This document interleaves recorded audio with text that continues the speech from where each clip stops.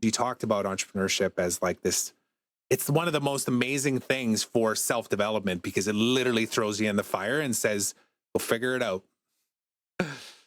And then ask for help and let your ego die and then come back. And it's such a crazy journey, isn't it?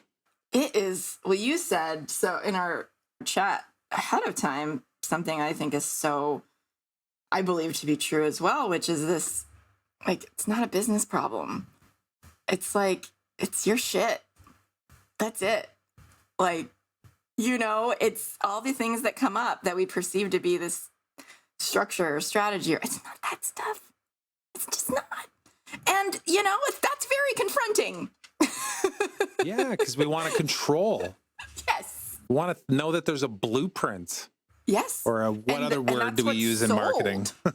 Right? Absolutely. The formula, right? That's what's sold by influencers who hit on something and had success with it and are now like, you're going to have the same. No, you're not. You're a different human, right? But I think that's part of the evolution of entrepreneurship is like, we try the easy button first because human nature.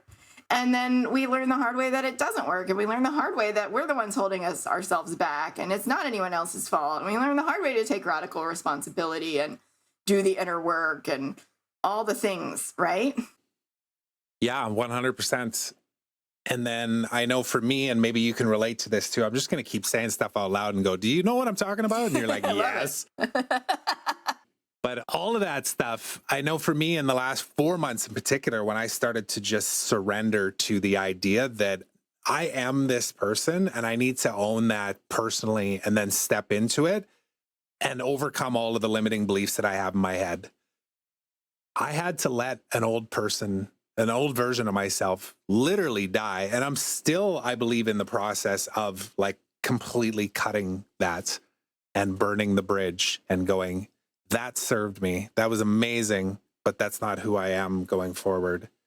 And I think of it in the context of like levels of consciousness. I can't remember the name of the book, Frederick Dodson, I believe, Levels of Energy, I think it's called. So that was picked up by one of the people that have been my mentor over the years. His name's Scott Oldford. So Scott Oldford, he created his own methodology, just kind of took something, made it his own. It's what we do as entrepreneurs too. Yep. But he called it the 4 levels of consciousness, right? The reactive, the willful, the intellectual, and the intuitive. And I think even just by those words, you can already get a sense of like what a reactive person would react to, right? It's like limited time offer, go follow this blueprint, do it exactly like me, and you will have the exact same house that I do. That's the reactive buyer. And then on the other side of it is the intuitive of like, yeah, I do some pretty cool shit and I made enough mistakes to know that I'm pretty damn good at it. You want to work with me?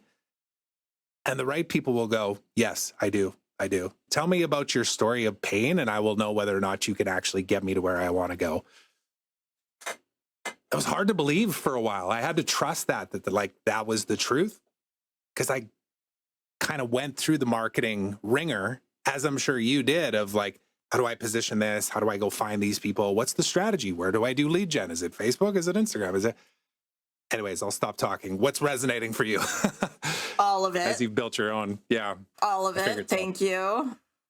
You know, now we have kids that are the same age and I think about things like school and I think about my experience, you know, being molded into this little high achiever who believed that she had to be nice, quiet, because I was shamed really early on for being a leader and I'm very sensitive. And so I took that on and I became a different person for decades and a really good student, which translates to being a really good employee.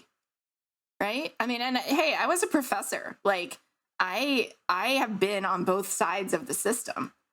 And I think it's backwards. It did not set me up to be a successful, empowered creator of my own life. And I had a great schooling experience, right? It's not like that wasn't the case, but now as I'm dissecting it, versus what I actually needed to come into entrepreneurship, to come into being a leader when that was not a safe thing to be growing up. It's just wild what we are given the opportunity to learn and let go of and grow. And it's wild what our egos try to do to keep us safe. Our egos, our brains, our nervous systems, whatever you want, whatever language you identify with, like, man, my ego's mean, you know? And she's like, my mind talk, my head talk, whatever you want to call it, is shit, you know? So, like, there's just so much to this that, to your point, to get to a place through a lot of pain, through a lot of mistakes, through a lot of money invested in trying to find that, oh, well, this is the silver bullet, this is the magic pill, this is, and then going, what if the answers are actually inside of me? You know, not that mentors aren't important. And to be able to get to a point, like I know you have shared, where you're like, you know what, the work I do, it's like, I pick my people. Like, I'm not here to just sell everyone. I don't want to try. It's like, if I don't feel you and you don't feel me, like, it's not worth it, right? No amount of money is worth a misalignment of energy. And I think that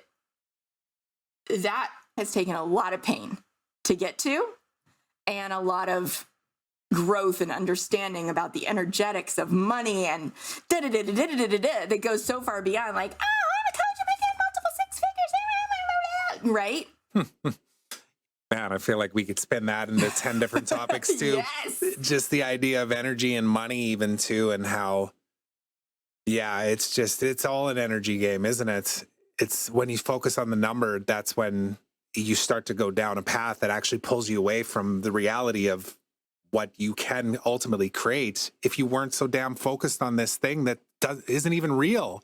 Like, it's not, yes, it helps us buy homes and cars and take vacations and all that kind of stuff. But I know I've constantly, and it's an evolving thing, you're always working towards this, but in the last 2 months, even alone, when I've started to just speak out loud my own truth, I'm attracting people to me that's just creating an abundance of wealth. And it's not just for me. It's like a limitless abundance of wealth for everybody. And I couldn't wrap my head around that. And that was the problem, was that I was trying to intellectualize it when the answer was actually stop freaking overthinking everything and just trust.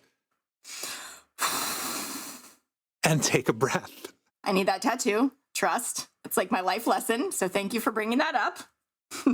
Yeah.